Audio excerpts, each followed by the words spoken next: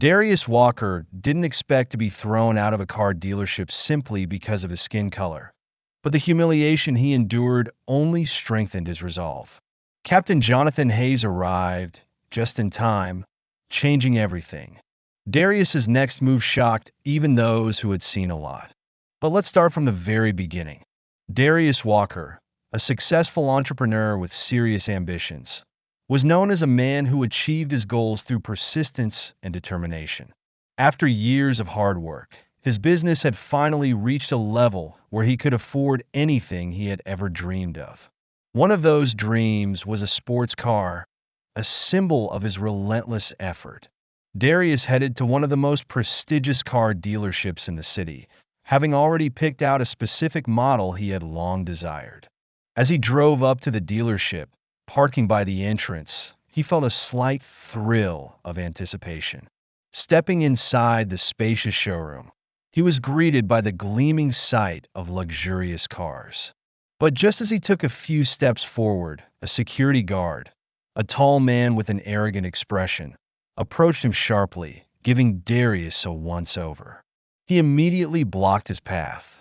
"Excuse me, but this place isn't for you," the guard sneered, stepping in front of him. Darius frowned, hardly believing what he had just heard. He tried to ignore the guard and continued walking toward the display where his dream car, a red sports car, was showcased. But the guard grabbed him by the arm. "I said you don't belong here," the guard barked, raising his voice and attracting the attention of other employees. At that moment, the dealership manager, noticing the commotion, approached them. Darius turned to him. "I'm here to buy a car. I'd like to look at a specific model," he said calmly, keeping his growing frustration in check. The manager, openly amused, sneered and gave Darius a disdainful look. The employees behind him started murmuring, casting suspicious glances. "Yeah, right," the manager replied sarcastically. "Cars like that aren't for you, kid. You'd be better off somewhere else, maybe looking at used cars. We offer a fine service here." The manager's words fueled Darius's anger, but he stood his ground, trying to remain composed. He felt their stares, not as they would look at a customer, but as if he were an unwelcome intruder. Everything about the situation screamed of deep-seated prejudice, making him feel deeply uncomfortable. "I'll pay for that car like anyone else," Darius said firmly. "You have no right to speak to me like this." The manager snorted and pointed to the exit. "Get out of here before we call the police." Silence filled the showroom. Darius, gathering all his strength not to let his emotions get the better of him, turned and walked toward the exit, feeling the stares of the staff and customers on him. He knew that this wasn't just rudeness, it was discrimination, deeply ingrained in society. But as he left, he already knew that this wasn't the end. A plan began forming in his mind, a plan that would put these people in their place and show them that people like him deserved respect. The next morning, Darius awoke with a clear resolve. He understood that mere outrage wouldn't change the system.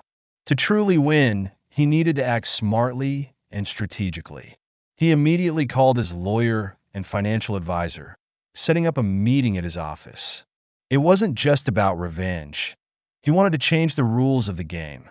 Within an hour, they were gathered in his spacious office. Darius detailed the incident at the dealership and got straight to the point. "I want to buy them," he stated confidently. "Find everything you can on the owners and the stock of this company. We're going to hit them where they least expect it." His lawyer and advisor, surprised by his intensity, didn't ask questions. Soon, they discovered that the dealership was part of a large corporation that had recently been struggling.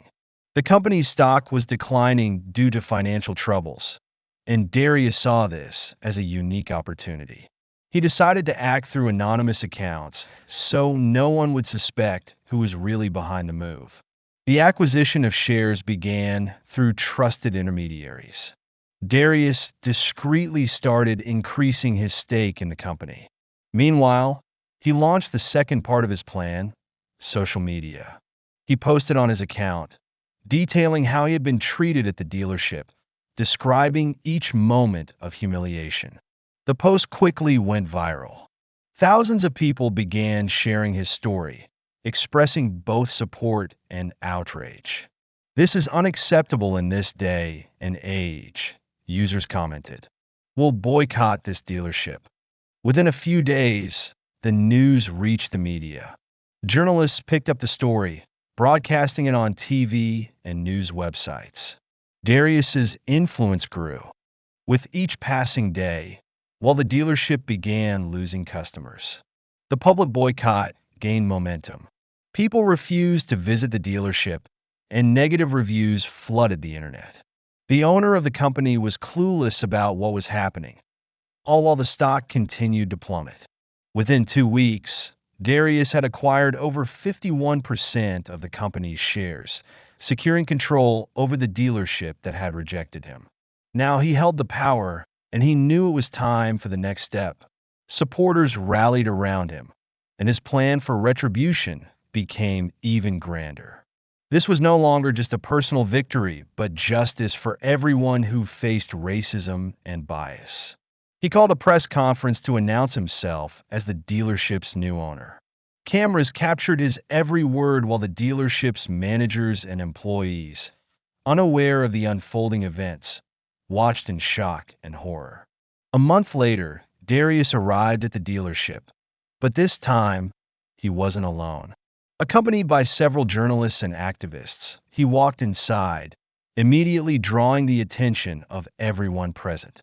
The security guard and manager who had humiliated him before noticed Darius and hurried over, unaware of what was in store for them.